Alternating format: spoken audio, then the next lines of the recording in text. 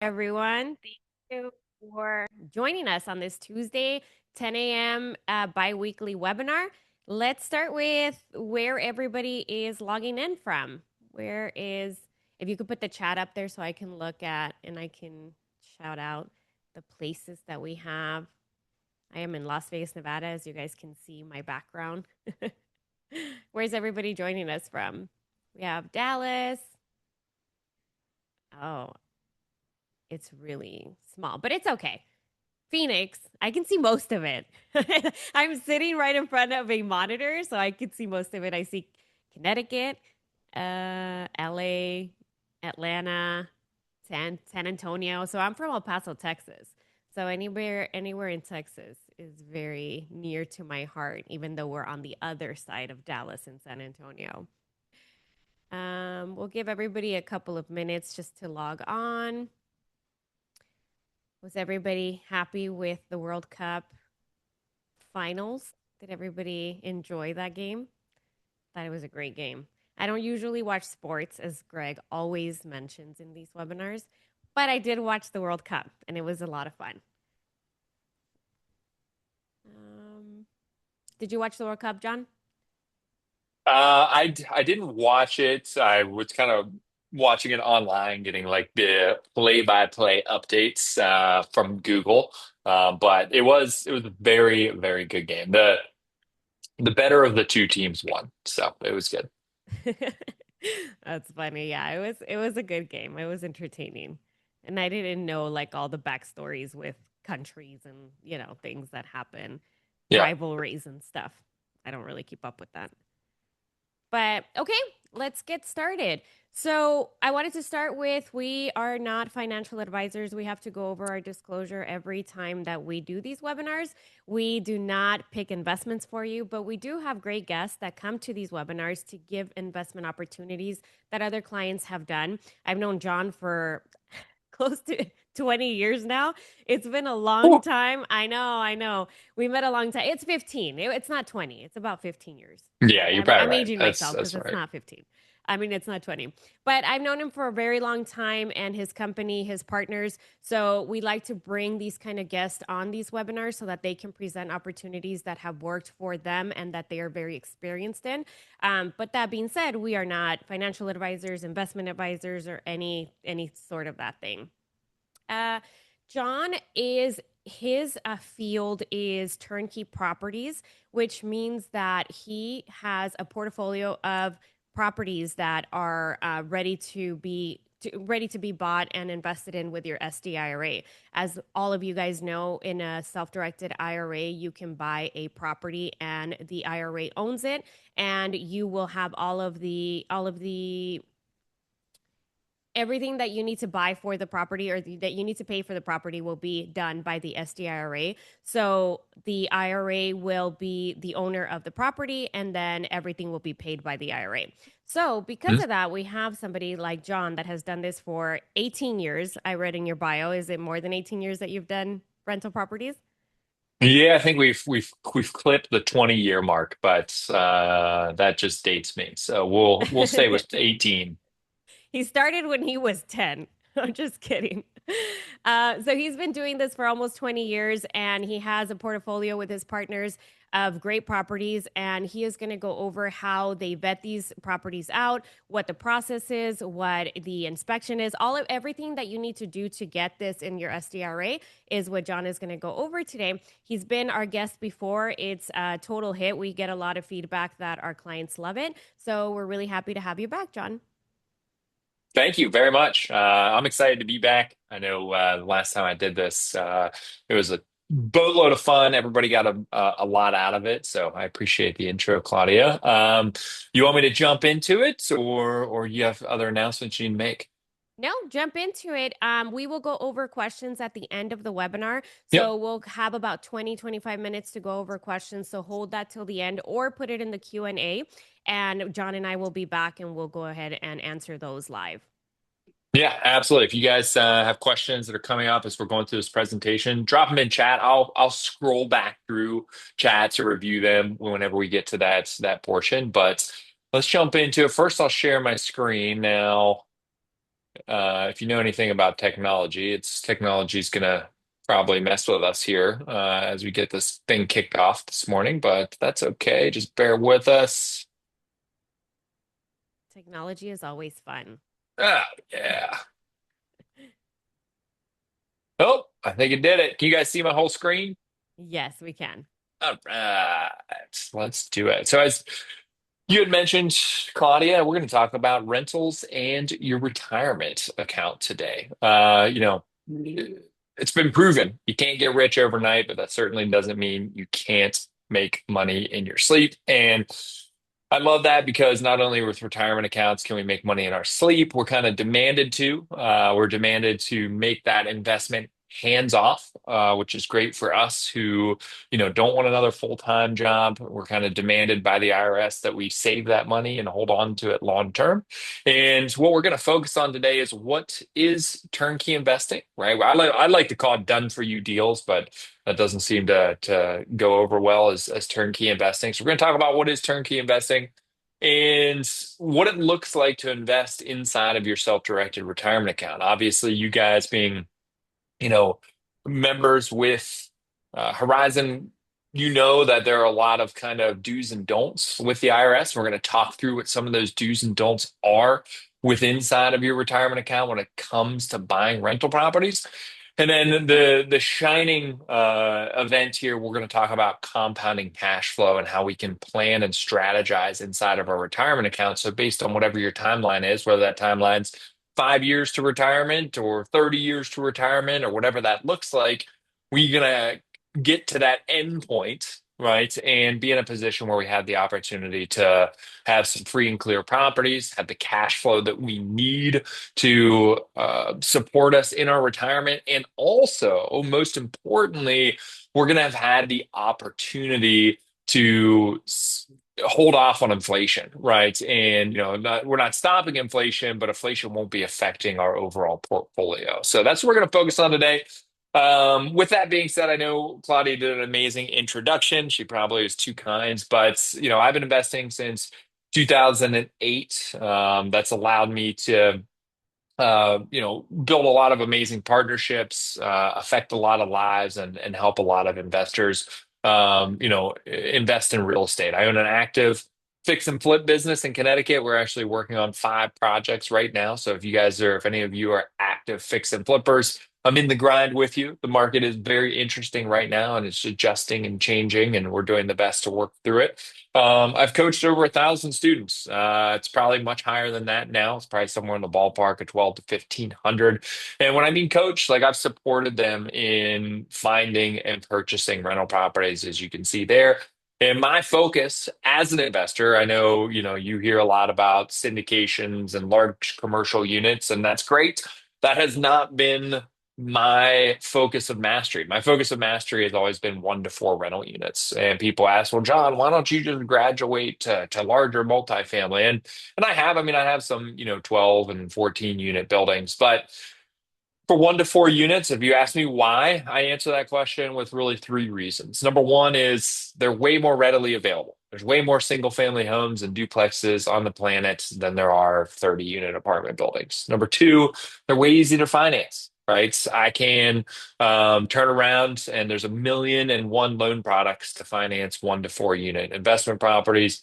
And third is they're easily sellable. It takes a very unique investor to come and buy a 30 unit apartment building, right? Whereas I can sell a 3 unit, multifamily to, someone who wants to live in it, someone who is an investor, right? A fix and flip, right? I have tons of opportunities there. So that's why my focus has always been 1 to 4 unit rental properties.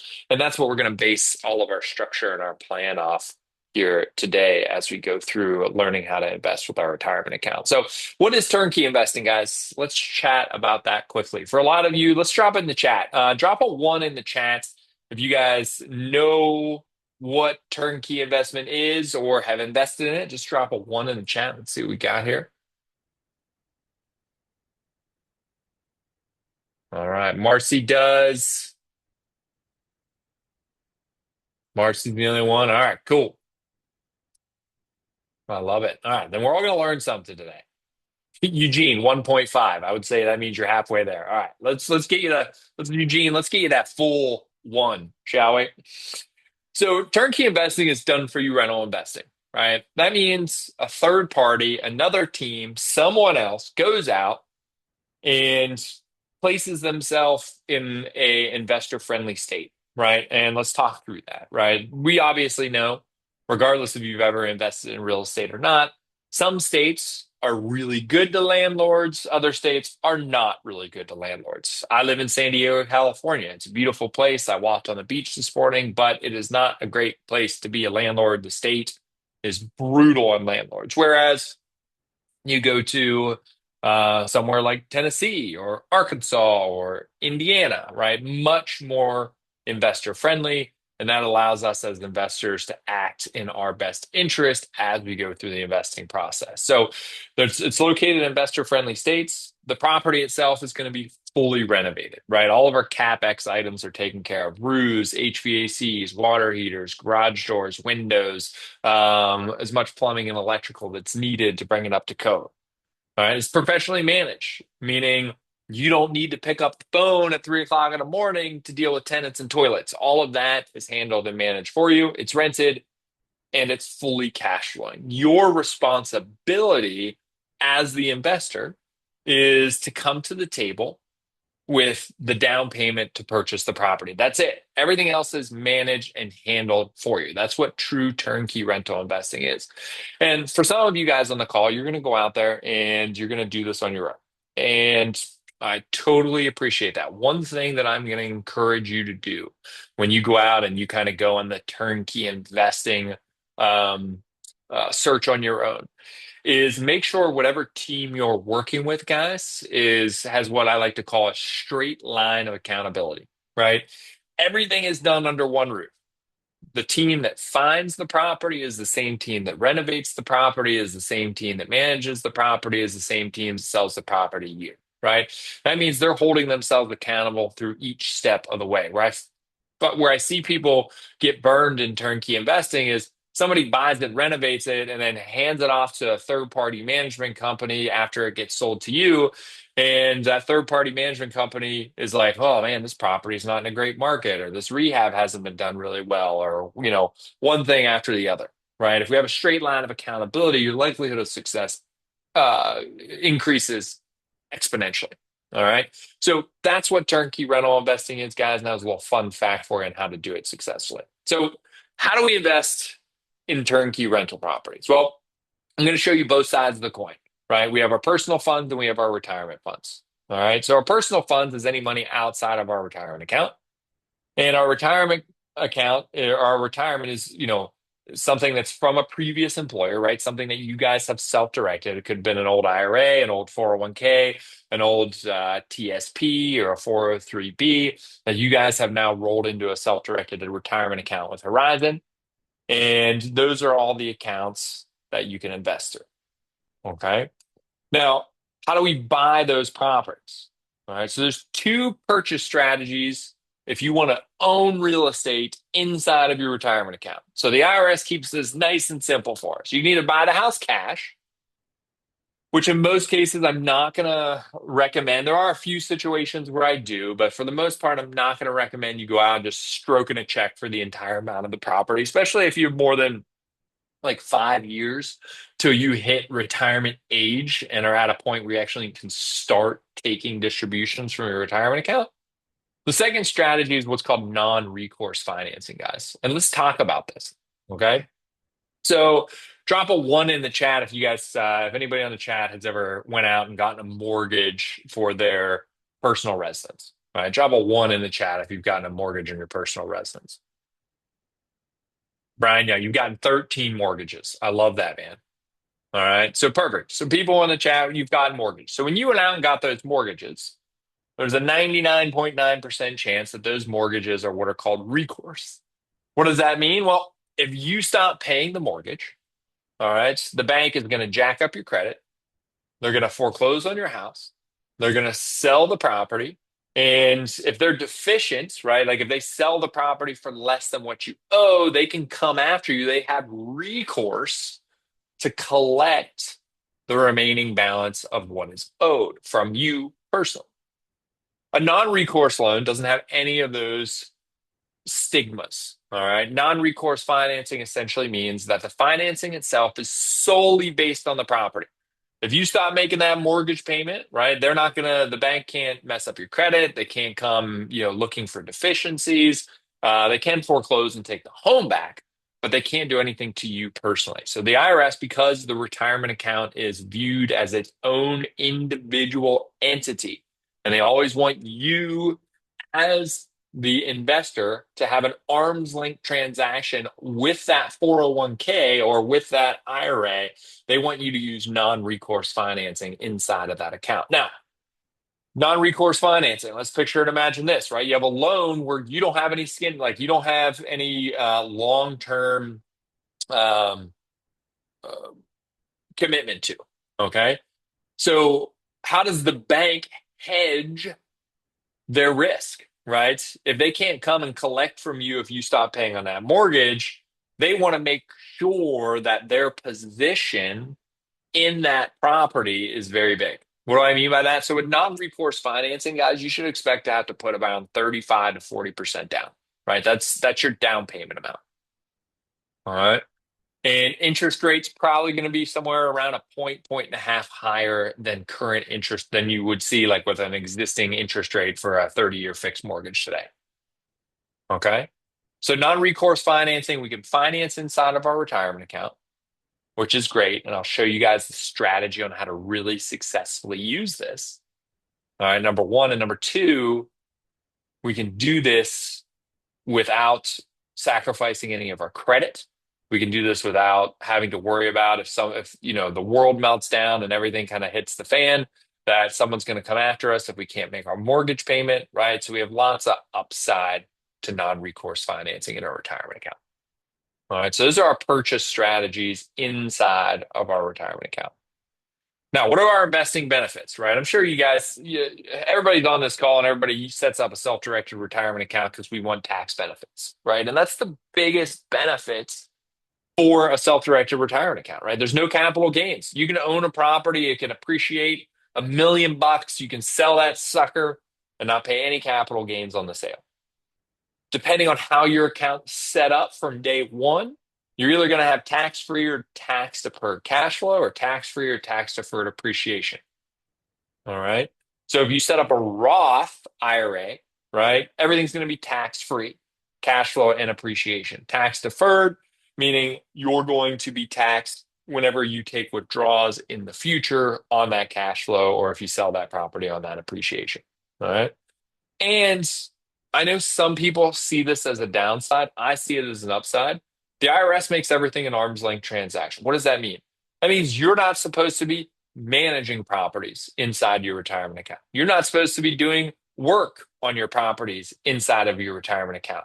You need to sit down and let somebody else do it, which is amazing because that creates a situation where you have to create a system and you have to create something that's truly passive for yourself so that you're not involved in the day-to-day operation of those investments.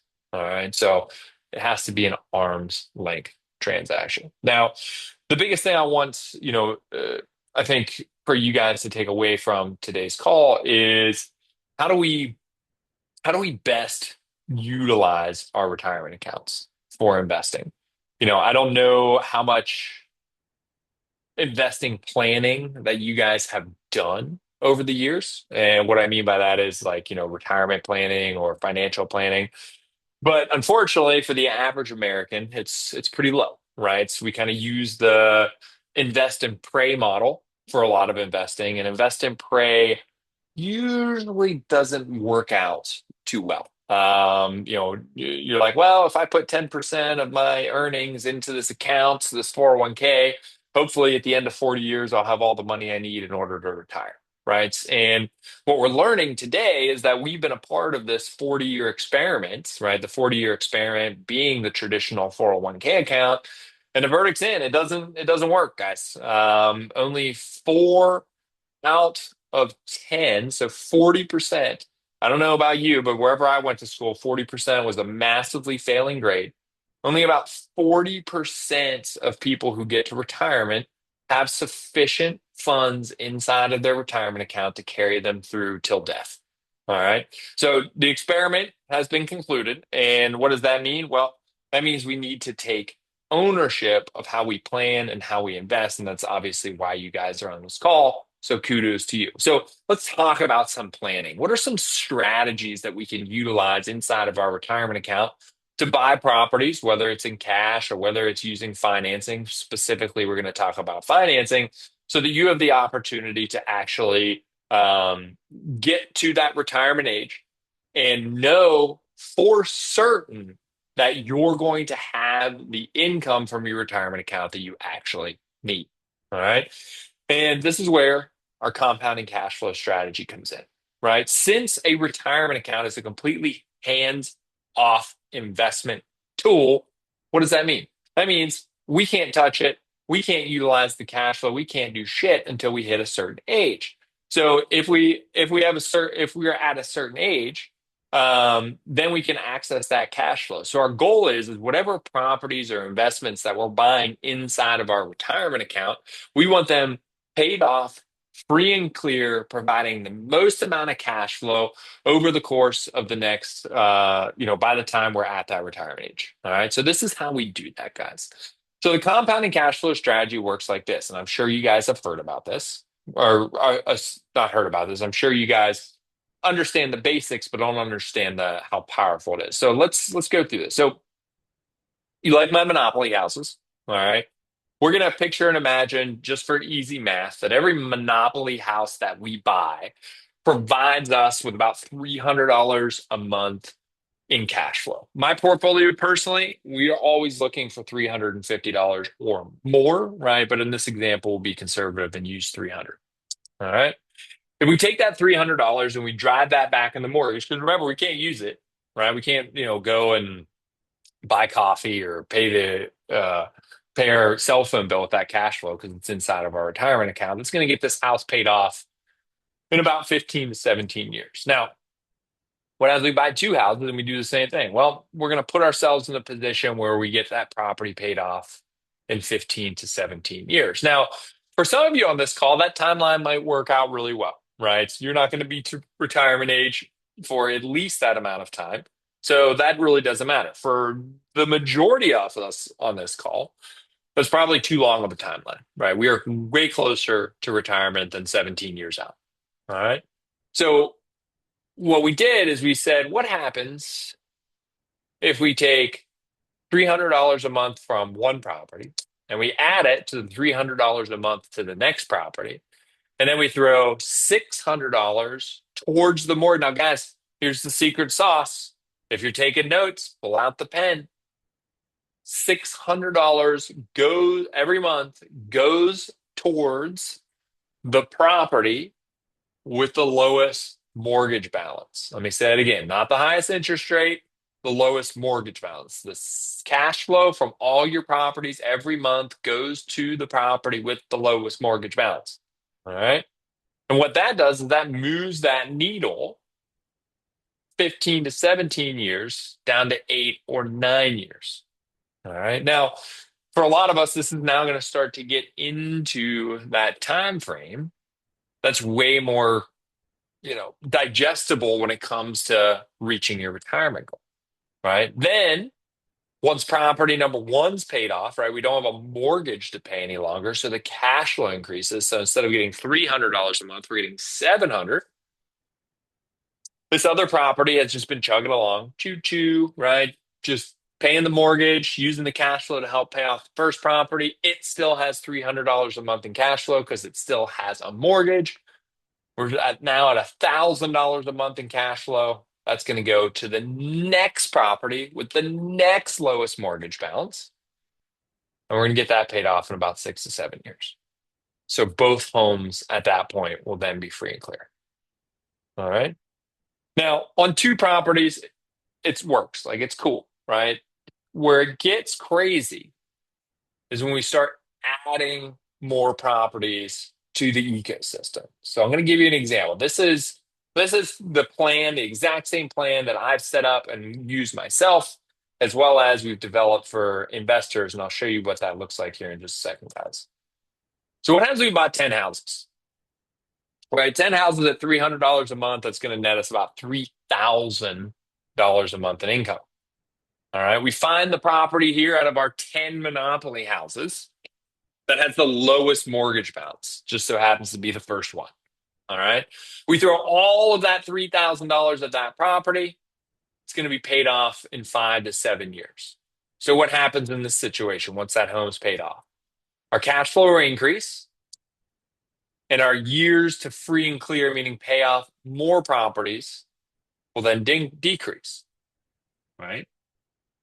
So once that first property is paid off, we now have more cash flow, right? We're not paying a mortgage on that first property. It's cash flowing $700 instead of $300. So that adds a net $400 to our cash flow. Boom. Property number two, or the property with the next lowest mortgage balance, guys. We're getting that paid off in 4 to 6 years. And the process works, right? Cash flow increases, years to free and clear goes down, and we move on to the next. Now we're at 3,800. All right, 2 to 5 years. Now we're paying off 30. I want this to sink in. 30-year mortgages paid off in 2 to 5 years. Right? Every 30-year mortgage you take out, you know it's going to be free and clear, paid off in 2 to 5 years, increasing your cash flow and continuing to decrease how quickly you pay off the next house. Let's just do one more because it gets gnarly. Every 1 to 2 years, you're at a point where the home's free and clear and your cash flow is increasing. Right now, for myself and the portfolio that I manage for my fiance and I, we pay off, on average, we pay off homes in about 2 years, right? So, we drop a new property into the ecosystem, we follow this process, and within about 2 years, we have a 30-year mortgage that's completely paid off. All right. I want you to look at this. So this is how we set this up, guys. If you're wondering, you're like, this sounds great, John, but how the hell do I build this out into a formula that works for us?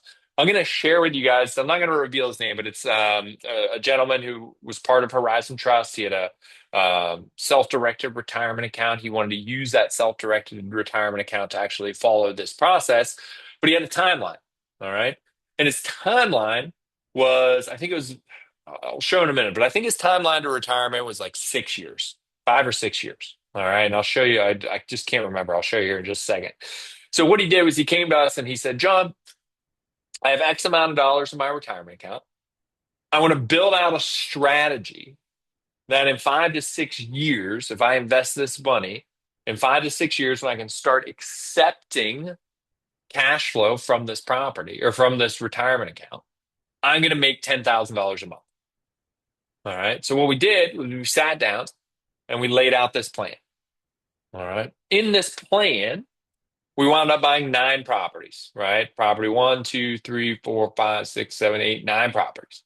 One of those properties, we had to buy cash, and I'll show you why in a moment. All right. The reason why we had to buy this property in cash is we needed a free and clear property that could really kickstart the cash flow. All right. We wanted one that we had this big monthly income that we could start dumping into all of these other mortgages. All right. Right now, right, we have cash flow of 4664 from the leverage properties and cash flow of 955 from the rental or from the free and clear property. So in total, guys, in total, we had cash flow somewhere in the ballpark of about $5,700. All right. With a current return of, we'll call 11%, 10.91%. All right. Now remember, that's a cash on cash return. It doesn't take into consideration appreciation. It doesn't take into consideration debt pay down from the resident, right? This is just our cash on cash return. So what we did is we built out this portfolio. These are the actual properties that he bought, right? We looked at our inventory. We basically took his goals. We took and understood how much money that he had to work with. And then from here, we showed him, this is what it's going to look like.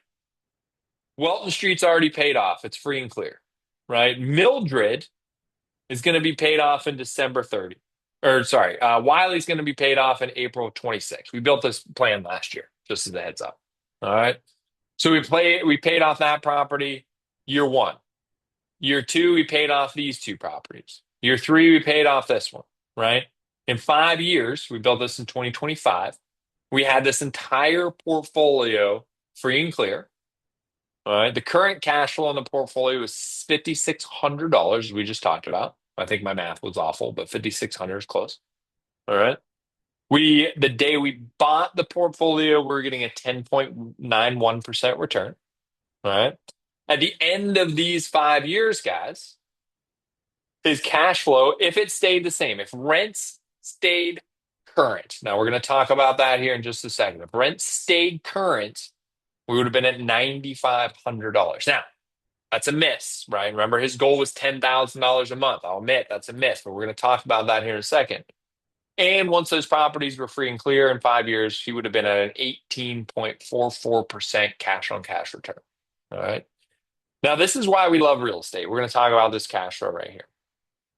So there's one guarantee over the course of the 5 years this guy owns this portfolio. That guarantee is that inflation is going to happen. Okay.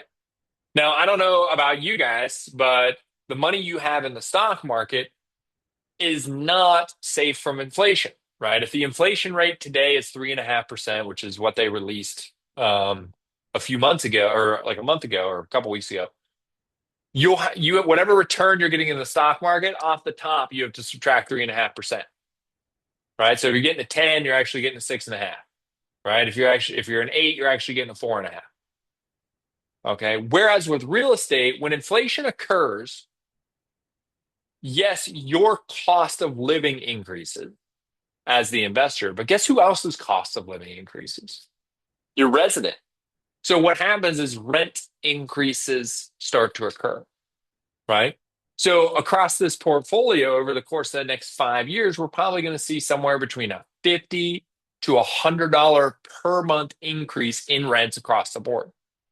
And if we have 9 properties and everything increased by $50, right? There's the additional $500 we need to hit our $10,000 a month in cash flow and hedge our bet against inflation to protect our income.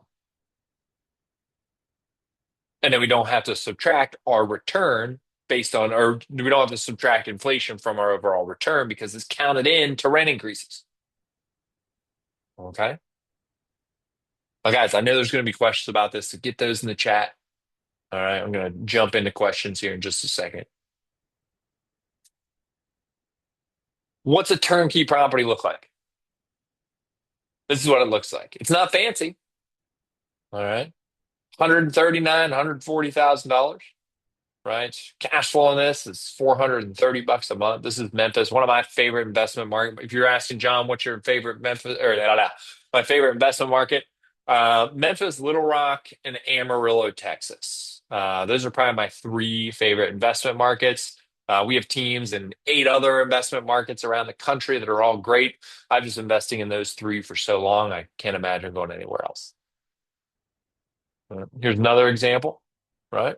It's not exciting, right? They're not Airbnbs. They don't have fancy swimming pools in the backyard. They don't, you're not going to drive by and go, wow, I own that house. That's great. But man, they're consistent, they're steady, and they produce a quality return, right? And what I love about this, guys, and I encourage every investor to heed this because I did early on in my career, is like the whole point of investing is to make investing boring.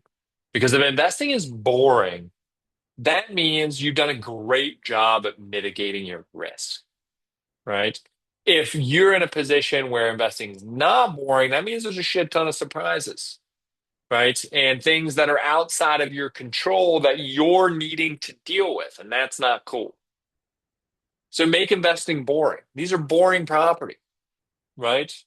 Your friends will not be impressed when you said you bought a single family house in Memphis, Tennessee. They're going to be like, that's boring. And I say, I know, and I love it, right? Some of us want to say we bought a 30-unit apartment complex. Not so boring.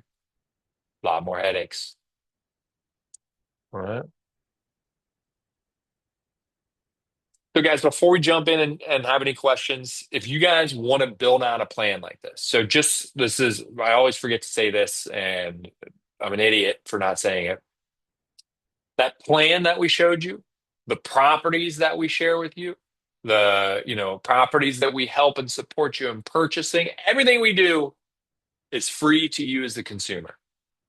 If you guys ever decide to buy a house, that's when we get paid. Okay. So there's no fees for building out a plan, building out the structure. That gentleman where we built a 9 property portfolio and helped him find, buy, inspect, appraise, get financing for all of those properties, right? Cost him $0. He just had to pay for the property. All right. Nate and I, my business partner, we've been doing this for 35 years. With him and I combined, it's probably closer to 10,000 rental properties at this point in time all across the United States. We would love to set up a time to chat with you guys and start to build out that plan. At bare minimum, you're going to walk away from our conversation with this plan, right? We're going to make sure that you walk away with this plan. Now, whether you decide to actually have us support you in finding and purchasing these rental properties, that's totally up to you guys. But you'll know what you need to do if you can take this plan and maybe put it to work on your own if you're a DIYer, right? A do-it-yourselfer. All right. But our goal is to get on a call, build out this plan for you, answer questions that you have about turnkey investing in your retirement account, and hopefully have the opportunity to help you build that portfolio one-on-one. We'll drop that link in the chat here if you guys want to set up a time to chat and build out that plan. Other than that, I hit our timeline perfectly. Yes. Guys, what questions do you have? Oh, how do we help? That's about 100% free coaching. We do that build planning call. Well, normally with any investor, it usually probably takes about 2 to 3 implementation calls in order to build the plan, you know, shore it up, and then if you guys want to go look for properties, we'll help you in that. Uh, if you choose to invest in the markets that we invest in, we will go out, find, hand select, share properties with you that meet your investing plan goals that we've put together. And then also we've put together all the referral partners that you need. So the non-recourse lenders we have, the property management teams we have, the title companies, the attorneys, the LLC setup companies, right? You guys already have the self-directed retirement company with Horizon, right? So we have all of those things in place to help you. And ultimately, the goal is to get you to cash flowing, guys. Okay. So what questions we got? We got a few in here. Let me get a We second do, here. yeah. I have somebody asking if you have referrals for non-recourse lending. It seems like it is a topic that they have just, difficulty getting somebody that is going to help them. Do you have recommendations that you would do? Yeah, so I see in here like another comment about like private money and stuff like that. This is all institutional money, meaning it's an actual bank that supplies private money. So we work with a lender by the name of Jordan Weimersheimer. He works for Presidential Bank. I can actually pull that for you guys. Also, let me stop sharing my screen here. And I can get his contact information. Do you know what the process is? Usually it's a questionnaire and they kind of do a question they go over the answers and they do like a profile for that and then they say if they can help or not, correct? For non-recourse lending. Yeah. Yeah, it's going to be very similar to you're going to fill out a loan application just like you would fill a loan application for any other type of loan, but instead of like asking income docs and tax returns and stuff like that, they're going to want to get the information around your retirement account, right? How's it titled? How much capital do you have? And, they are going to pull your credit, right? They are going to look at your credit to make sure historically you are someone that pays your bills. And then at that point in time, if everything checks out from a credit and a retirement account standpoint, you're pretty much qualified. They'll look at the property, they'll make sure that it creates enough cash flow, like DSCR is within the range that is acceptable to them. And then from there, they'll issue the financing. They still need to do an appraisal and everything. It's all going to be very similar to a traditional, mortgage. It'll just be a situation where, at the end of the day, it'll be focused on your retirement account. Yeah. Yep. And we also have non-recourse lending opportunities in our investment corner at horizontrust.com that other Yep. clients have done. So if you take a John's recommendation and then do the recommendations that are on our website, you can definitely try out two or three and see which one you would like to work with. John, they don't have to work with Jordan to work with you, or are you specifically only working with Jordan's team? Sometimes there's a preferred kind of relationship.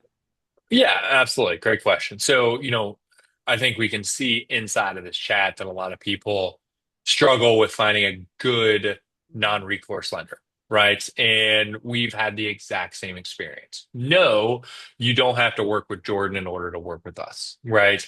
But if you've never worked with that non-recourse lender before that you're attempting to use to buy these properties, there's going to be hiccups and headaches along the way. We are going to encourage you to work with Jordan, just to keep, last thing we want to do is get to the finish line and that lender say, "Oh, this doesn't really work for me."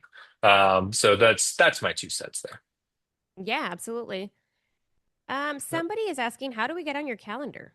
I know, working on it right now. You beat me to it, All right, guys. as you're working on that, There we I go. have somebody that is asking if they don't have a lot of money, say about 50,000 in their self-directed retirement account, does Hmm. this work for them? And if Hmm. not, how can they grow their retirement account with other options? Yeah, So, so I'll answer both questions. yeah, go ahead. The first question is yes, we can work with 50, $60,000. You'll need to we need to focus on lower price point homes, right? That's like the kind of caveat to that, which is not a big deal. Uh, and then number two, how do you grow that when you have a lower amount? Well, if you decide that buying a piece of real estate's not kind of where you're at right now, one thing that I would kind of focus on if you want to stay in the investment or the real estate investment realm is looking at being some type of private money lender, right? Whether that's first lien position, second lien, transactional, just doing something like that, and that's usually going to give you an above average return, which will allow you to build money inside of that account very quickly. Yeah, and that's Yes. something that our clients do all the time, private money lending. We help you with the document drafting and making sure that everything looks correct. So Yep. you can definitely, yeah. When people say I'm invested in real estate, it could be all sorts of investments. There's syndication deals, private money Yep. lending, buying properties. It's all of the above that people can do in the real estate realm with their Yep. self-directed IRAs. Yeah. Somebody's Absolutely. asking, how does your company get compensated? Yeah. Great question. I think I went over that, but I'll definitely reiterate it. Is we get compensated when the property sells. So I'll give you an example. Um, our teams in our specific markets, right? We'll take our Memphis market, for example, since we spoke about that a little bit, right? They're going to buy a property, a distressed property at a discounted price. All right. They're going to renovate that home.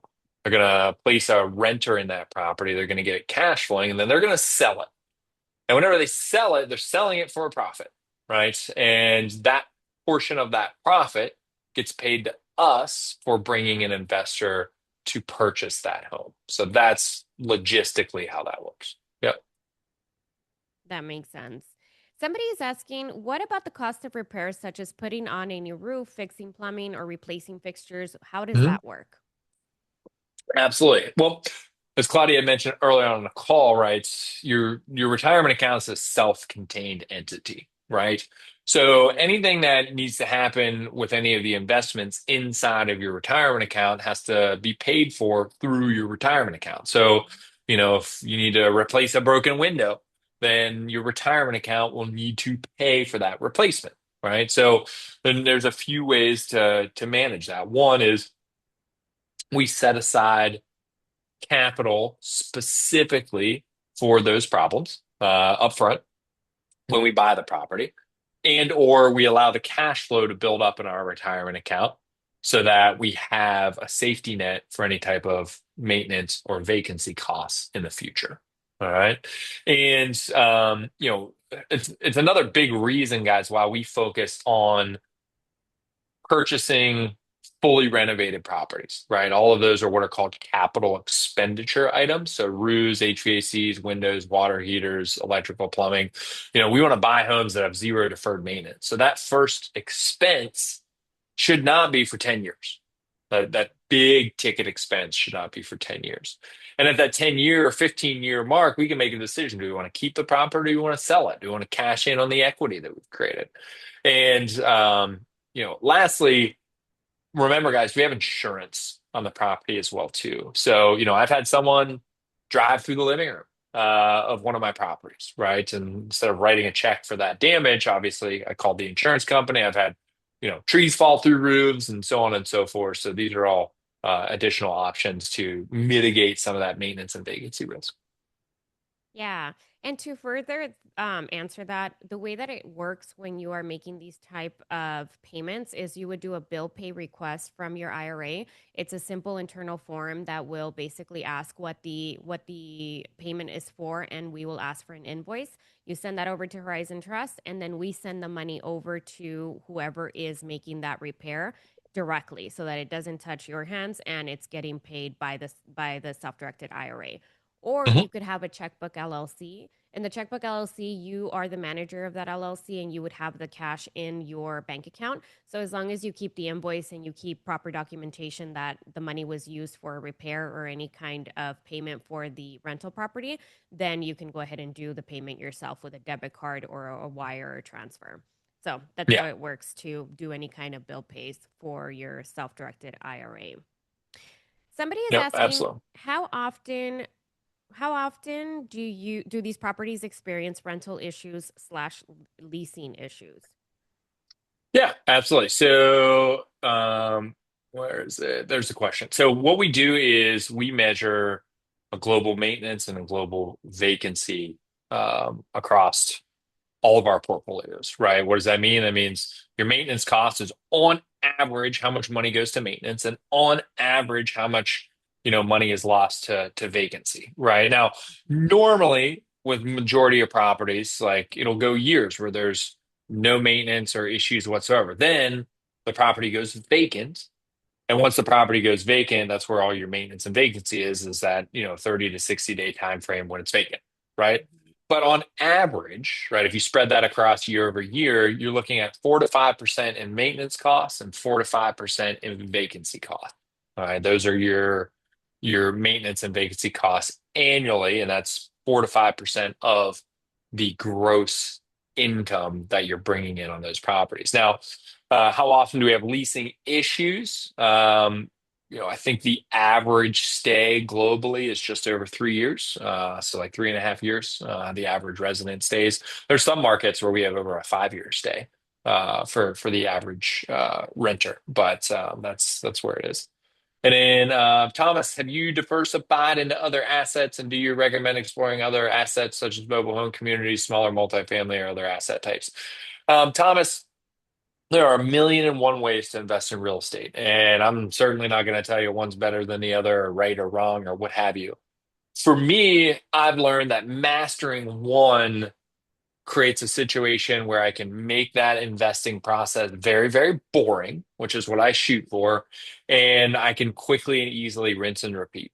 So for me, 95% of my portfolio is single family to 4 unit properties, which is considered residential. And then I have three like larger than 4 unit multifamily properties. I have a 12 units, a 9 unit, a 14 unit. So those four are like my big multifamily properties. Um, but other than that, I will probably not go any bigger or diversify because, I've spent 20 years learning 1 to 4 family to get this good at it, figuring out how to, I'm not, there's no part of me that's excited about figuring out mobile home communities or figuring out another asset class. So that's my personal thought. Yeah, I love that. You have to be good at one thing and get really, really good at mastering it. Somebody was asking about creative financing. I'm assuming you're not into creative financing either. Now, if you're an investor looking to buy a property, through us with one of our teams and one of our markets, I want you guys to have a seamless transaction. I want to set you up for success long term. And the best way to do that is just have you buy it and own it outright versus having like a subject to or something like that. Yep. Yeah. I have two people asking what the average management fees are going to be. It's going to be anywhere between 8 to 10% of gross rents earned. Perfect.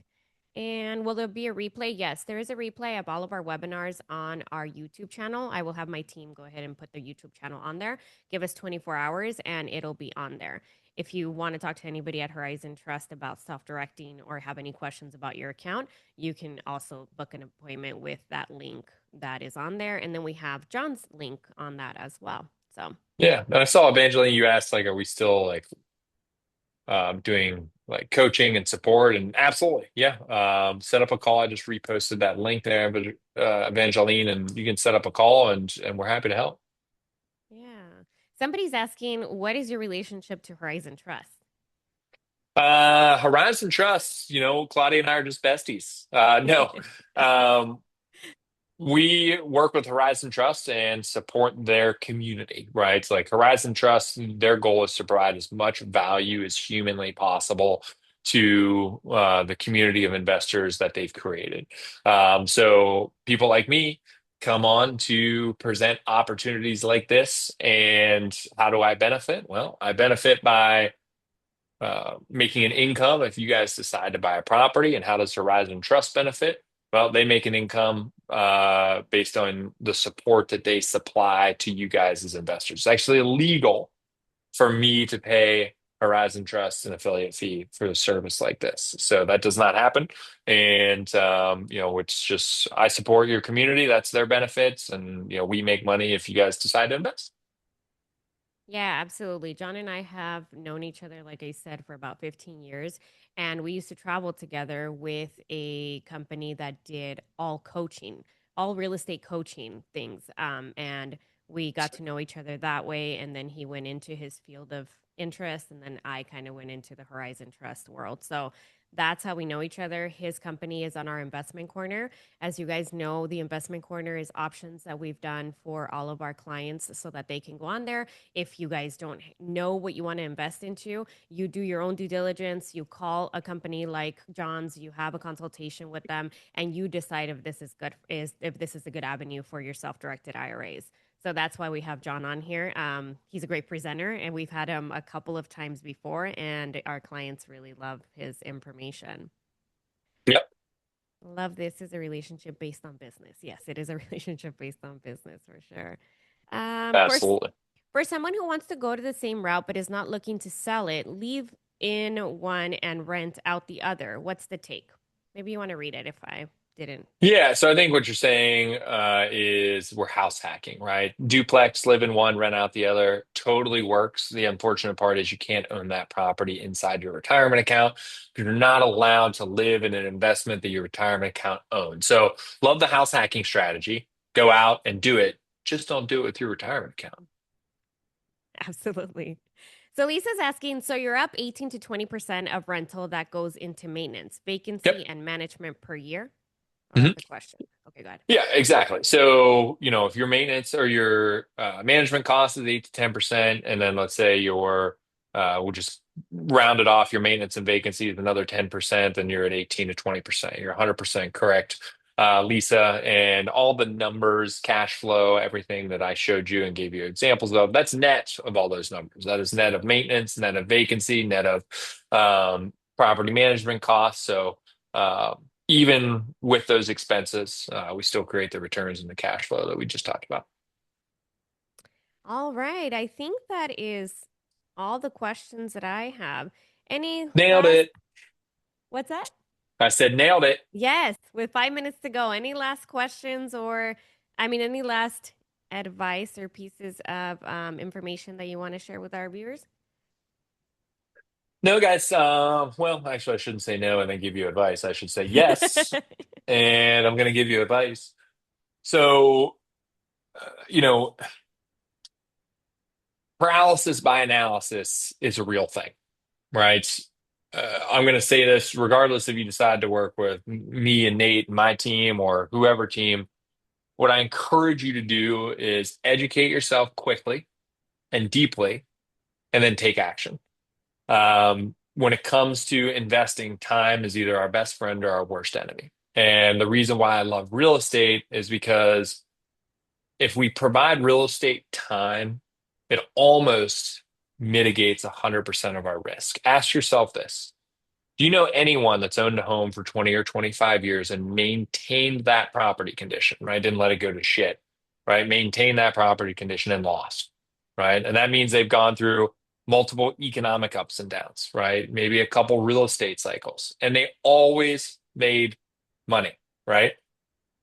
Perspective is worth everything. Remember in 2000 and like if it was 2010, you're really, really pissed that you didn't buy a house, that you bought a house in 2007. Because in 2010, the real estate market was never going to get back there, right? Now it's 2026, and you were pissed that you didn't buy every piece of real estate you could in 2007 when the market was as high as it will ever be, right? Yeah. I remember when COVID happened and I was working with dozens of investors, and the majority of them were like, absolutely not. I'm done. And I'm like, guys, the world's shutting down. Everybody needs a place to live or at Right. least rent. Like, are you kidding me? Like, this is the biggest, amazing thing that could happen from a rental investment standpoint because no one's going to work anymore. And then people are going to get sick of each other and they want to move to a different house because they're not, I ain't living with family anymore. Right. And I know people that like, even though they were uncomfortable, they didn't have all the information, and they, kind of got outside of their comfort zone and still made an investment. I'm not shitting you when I'm saying 6 years later, that investment has doubled in value, right? Time is our biggest deciding factor when it comes to investing. Real estate, multiplies that significantly. So, guys, just make a decision, make an investment, and allow time to be your friend when it comes to, gaining income and appreciation. So, that's all I got for you guys. Again, Claudia and all the Horizon Trust team, thanks for having me. And let me know what else you guys need. Absolutely. Great message. Thank you so much for being a part of this webinar, and we'll see you soon, John. See you guys.